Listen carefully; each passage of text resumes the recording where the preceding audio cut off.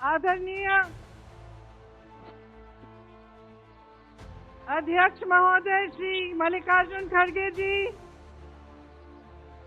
माता जी श्रीमती सोनिया गांधी जी,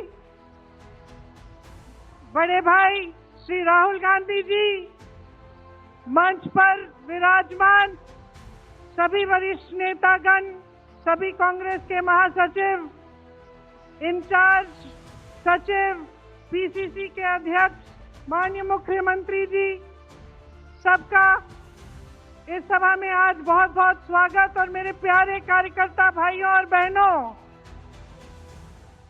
दिल्ली की इस प्रदूषित हवा में आप सबका स्वागत। खास तौर से मेरे यूपी के जो भाई बहन हैं, आपने बहुत मेहनत की है, आपको बहुत बहुत स्वागत। कोहरे में आप आज सुबह सुबह ठंड में निकले, मैंने आपके वीडियो देखे, आपकी फोटो देखी, इसके लिए बहुत बहुत धन्यवाद।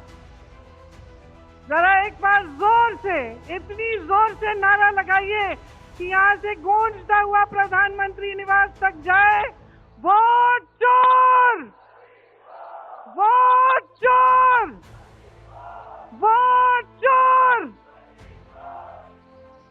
ये वोट क्या है, इसकी कीमत क्या है हमारे जीवन में, इसको समझना बहुत जरूरी है। बहुत समय पहले जब आजादी की लड़ाई शुरू हो रही थी और नेहरू जी जगह जगह जाते थे लोगों से मिलने के लिए, तो एक नारा गूंजता था। जब वो पहुंचते थे तो देश की जनता भारत माता की जय जयकार करती थी।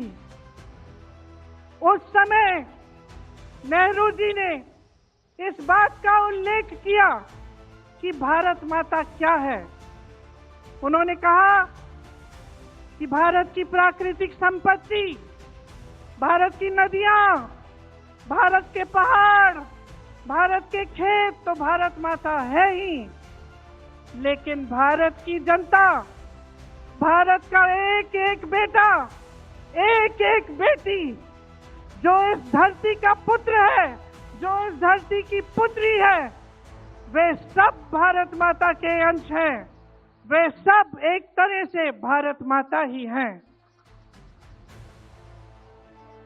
और इसी सोच, इसी भावना ने हमारे संविधान को बनाया। इसी भावना ने आप सबको एक एक वोट दिया, जिससे आपका सबसे बड़ा अधिकार सरकार को चुनने का, सरकार को गिराने का आपको मिले। इसी सोच ने, इसी भावना ने इस तरह की संस्थाएं बनाई कि लोकतंत्र को मजबूत रखें। कैसी संस्थाएं थी ये? न्यायपालिका, मीडिया, संसद, ये राजनीतिक दल जिसका हम भाग हैं, विपक्षी दल, सत्ता पक्ष के जो नेता हैं वो, चुनाव आयोग, ये सब जनता के हित की रक्षा के लिए बनाए गए। इसीलिए जब आज हम देखते हैं कि इन सब संस्थाओं को कुचला जा रहा है, तो एक एक भारतवासी को उठना चाहिए, जागना चाहिए और ये समझना चाहिए कि जो वार हो रहा है वो सिर्फ इन संस्थाओं पर नहीं, लेकिन हम सब पर, आप सब पर, एक एक देश के पुत्र पर, एक एक देश की पुत्री पर वार हो रहा है। और इसे समझना बहुत ज्यादा जरूरी है। आज न्यायपालिका दबाव में है। सारी मीडिया, मेरे भाई बहन मीडिया के जो यहाँ खड़े हैं, बेचारे मजबूर हैं। सारी मीडिया या अडानी जी की है या अंबानी जी की है। आज परिस्थितियां ये है कि पिछले आम चुनाव में मुख्यमंत्रियों को जेल में डाला गया, कांग्रेस पार्टी का बैंक अकाउंट बंद कर दिया गया, भ्रष्टाचार के नाम पे तरह तरह के इल्जाम लगाए गए जिसका कोई प्रमाण नहीं है। ईडी भेजी, इनकम टैक्स भेजा, सीबीआई भेजी, और जैसे जैसे जिनका दिल कमजोर था, जो सह नहीं पाए, वो इसकी उनकी पार्टी में शामिल हो गए, वैसे वैसे इनकी वॉशिंग मशीन उनको धोकर उनको पाक बनाती रही। आज संसद को देखिए, संसद को देखिए, मुश्किल से एक सत्र में एक दो बहस होती है। और जब हमने कहा, राहुल जी ने मुद्दा उठाया, खड़गे जी ने मुद्दा उठाया कि हमें बहस करनी है चुनाव पे, एसआईआर पे, जिस तरह से वोट चोरी हो रही है उस पे, तो घबरा गए, मानी नहीं बात। अंत में जाकर कैसे माने कि हम वंदे मातरम पर भी चर्चा करेंगे। तो हम संसद में ये बहस करते रहे कि राष्ट्रगीत किसका है, राष्ट्रगीत कैसे बना, राष्ट्रगीत क्यों बना, और जो बड़ी बड़ी समस्याएं हैं जिससे आप जूझ रहे हो, बेरोजगारी, महंगाई, पेपर लीक, उसके बारे में चर्चा करने की हिम्मत नहीं है। हिम्मत क्यों नहीं है? क्योंकि अगर इनको एक असली चुनाव लड़ना पड़े, मैं चुनौती देती हूं, एक सही चुनाव लड़ लें, बैलेट पे लड़ लें, तो ये खुद जानते हैं कि कभी नहीं जीत पाएंगे। आज आपको मायूस होने की जरूरत नहीं है कि बिहार का चुनाव हार गए, क्योंकि पूरा देश देख रहा है कि ये चोरी से जीतते हैं। राहुल जी ने प्रेस कॉन्फ्रेंस की, पहले हरियाणा की बात बताई, महाराष्ट्र की बात बताई, कर्नाटक की बात बताई, बिहार में एसआईआर करके 65 लाख वोट काट दिए गए। और अगर ये सारे प्रमाण आप अलग कर दें तो एक साफ और साधारण बात सामने आती है। आचार संहिता के समय 10-10 हजार रुपए आप पहुंचा रहे हो, कोई आपको रोक नहीं रहा है। चुनाव आयोग आंख बंद कर रहा है, आंख मूंद रहा है। तो अगर ये चुनाव चोरी नहीं है तो क्या है? इनके पास जवाब ही नहीं है। ये जानते हैं कि आज के दिन जनता इनसे नाराज है। देखिए, हिले हुए लगते हैं। संसद में मैं देखती हूं, आत्मविश्वास घट गया है, आंखों में आंख मिलाकर नहीं देख पाते, सामने से गुजरते हैं तो यूं आंख झुका देते हैं। आत्मविश्वास कम हो गया है, घट गया है, अपने आप में विश्वास घट गया है, क्योंकि जनता का विश्वास भाजपा से, इनकी सरकार से, प्रधानमंत्री मोदी जी से, अमित शाह जी से सबसे हट चुका है।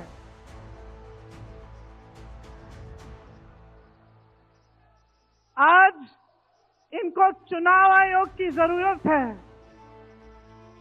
चुनाव आयोग के बिना ये चुनाव नहीं जीत सकते।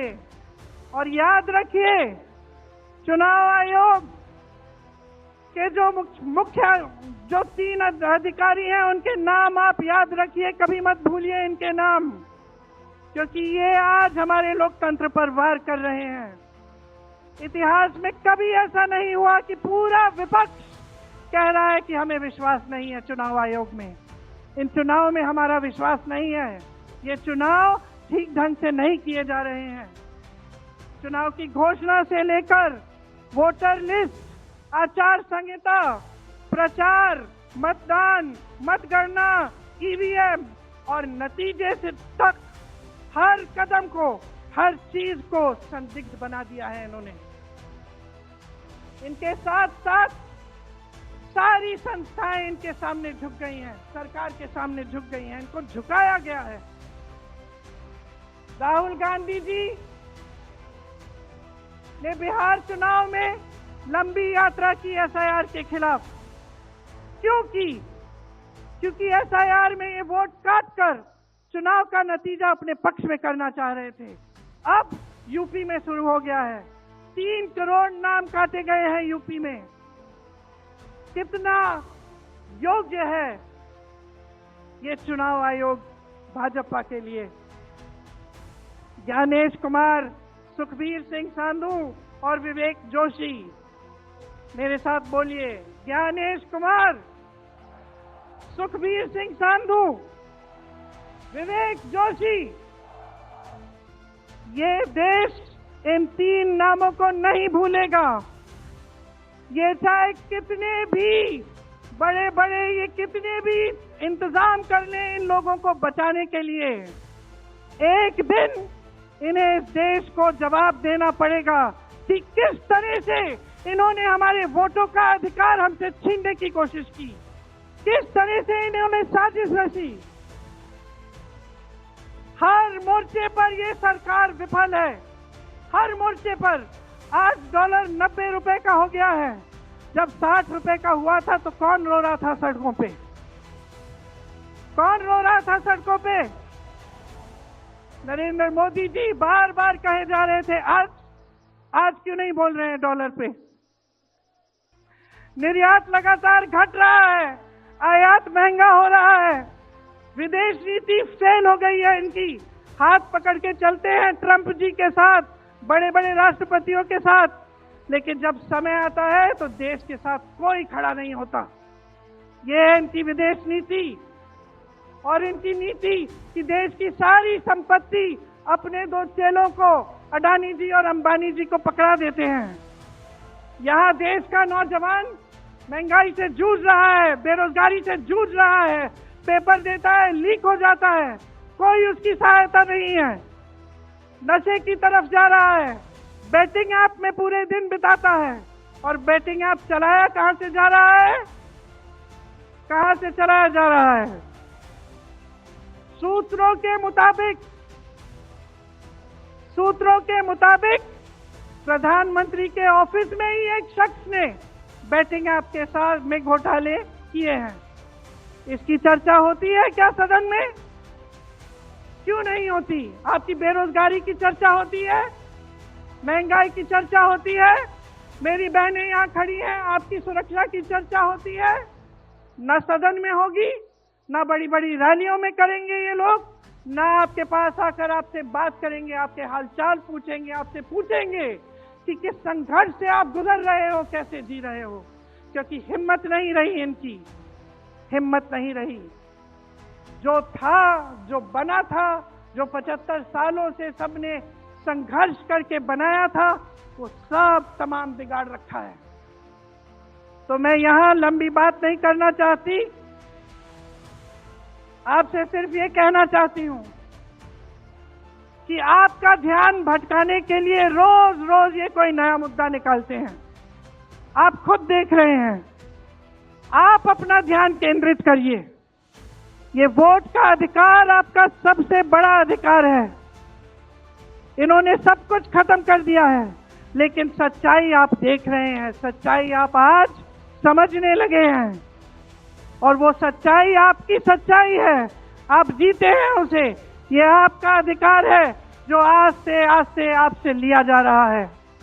हमारी एक लंबी लड़ाई है, भारत माता की आत्मा की रक्षा की लड़ाई है।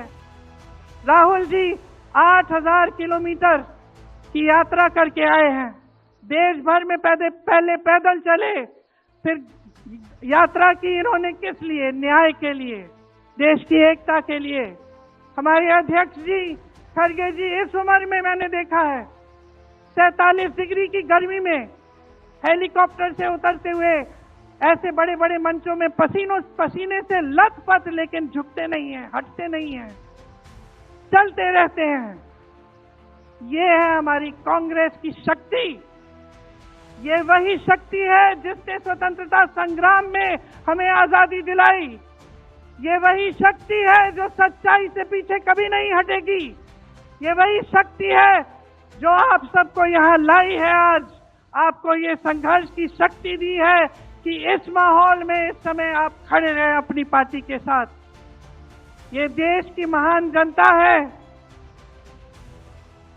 और हम अपना दायित्व समझते हैं, अपना धर्म समझते हैं कि हम आपके वोट की रक्षा करें, संविधान की रक्षा करें और आपके अधिकारों को मजबूत करें। इसलिए आज हम यहाँ आपके सामने आए हैं ये कहने के लिए कि हम लड़ते रहेंगे, हम कभी नहीं झुकेंगे, हम कभी नहीं रुकेंगे। धन्यवाद। जय हिंद।